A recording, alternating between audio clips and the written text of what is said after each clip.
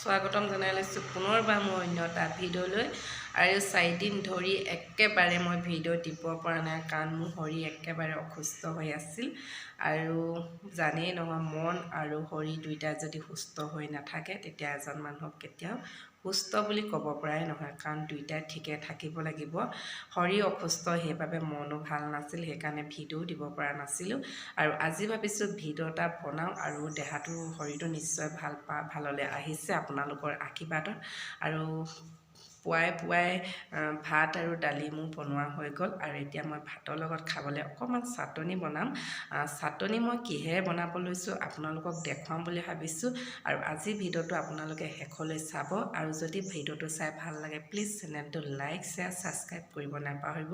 আৰু ব'লক আজি ভিডিঅ'টো আৰম্ভ কৰোঁ। এয়া চাওক, মই আমাৰ বাৰীখনলৈ আহিলোঁ।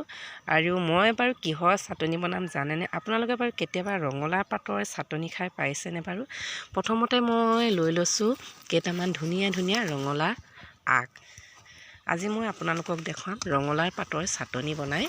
আৰু খুব ভাল লাগে, খুব সুস্বাদ বুলি ক'ব লাগিব, কাৰণ ভাতৰ লগত আৰু চাটনি অকণমান হ'লে এনেই ভালেই লাগে।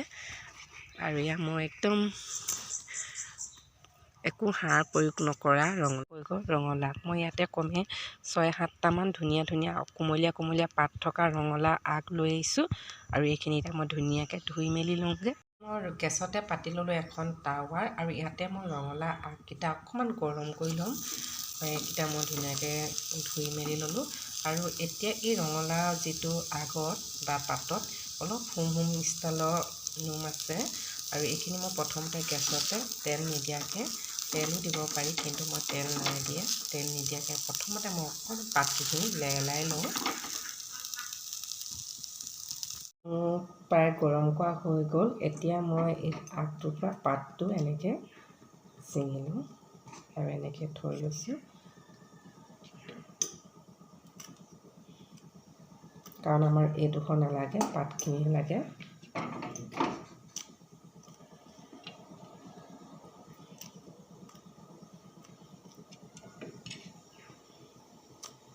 আৰু এয়া মোৰ পাত হৈ গ'ল এয়া। আৰু এতিয়া মই লৈ লৈছোঁ জলকীয়া, মই লৈ লৈছোঁ 3-4টামান। এয়া লৈ লৈছোঁ আদা দুটুকুৰামান লৈ লৈছোঁ, লৈ লৈছোঁ 2ডোখৰ পিঁয়াজ লৈ লৈছোঁ। আৰু নহৰু লৈ লৈছোঁ মই 3 ফুটা, এয়া নহৰু লৈ লৈছোঁ। আৰু এডোখৰ নেমু লৈ লৈছোঁ। আৰু এতিয়া এইখিনি মই গোটেইখিনি মিক্সিত দি পেলাই ধুনীয়াকৈ মই পিচি লওঁ। মই লৈ ল'লোঁ মিক্সাৰ বাকচ। আৰু ইয়াতে মই পোনপ্ৰথমতে দিম ৰঙালাওৰ পাত, আৰু দিম মই 2ডোখৰ পিঁয়াজ লৈ লৈছিলোঁ। আৰু লৈছিলোঁ মই আদা, নহৰু, জলকীয়া, লগতে বস্তুকেইটা চব ইয়াতে দি দিম। আৰু ইয়াতে দিম মই সোৱাদ অনুযায়ী নিমখ, আৰু শেষত মই অকণমান নেমু চেপি দিম। আৰু এইখিনি মোৰ হৈ গ'ল। আৰু ইয়াত মই এতিয়া মেচিনত দি দিম ঢাকোনটো লগাই। দিবৰ কাৰণে ৰেডি কৰি ল'লোঁ। আৰু এতিয়া মই চুইচটো দিম। আৰু মই অকণমান ছাইডত গ্লাছ এটাতে পানী অকণমান লৈ লৈছোঁ, কাৰণ বেছি খহটা হ'লে মই অকণমান পানী দি ল'ম বুলি ভাবিছোঁ, কাৰণ চাটনিটো অকণমান পনীয়া টাইপৰ হ'লে ভাল, বেছি খহটা হ'লে খাবলৈ বৰ ভাল নালাগে। আৰু এতিয়া মই মেচিনটো চলাই লওঁ। এয়া মোৰ চাটনি হৈ গ'ল। মোৰ মানে মই বেছিকৈ জলকীয়াটো দিলোঁ যে, সেইকাৰণে জলকীয়া ৰঙাটো বেছিকৈ ওলাইছে, ৰঙালাও পাতটো কম হোৱাৰ কাৰণে। কাৰণ মই বেছিকৈ বনোৱা নাছিলোঁ, জলকীয়া খুব দি দিছিলোঁ, কাৰণ স্বাস্থ্যটো ভাল নাই বুলি কৈছিলোঁ। খুব জ্বলা খাওঁ লাগিছিলে, জ্বলা চাটনি অকণমান খাব মন গৈছিলে।